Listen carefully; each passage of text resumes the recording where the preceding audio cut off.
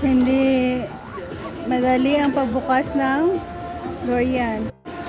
So ayan guys, ang aking gustong ipakita sa inyo ay ang pag-open ng durian. Yes, hindi madali.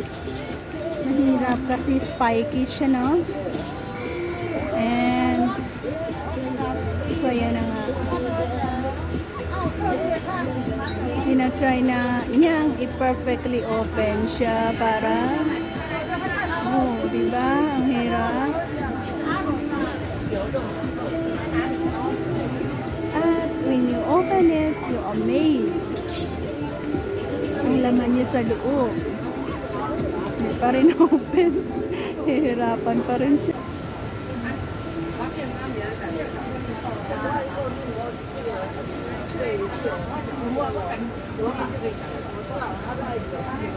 Medyo mahirap yata ito.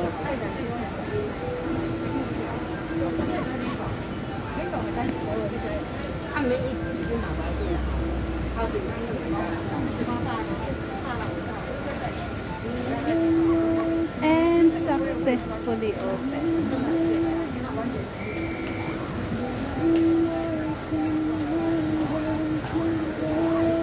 Carefully dahil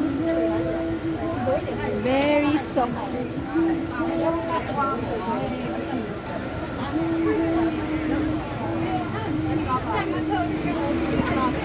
And so that's all guys. Thank you for watching. Naipakita ko sa inyo kung paano niya i-open ang durian. Bye-bye!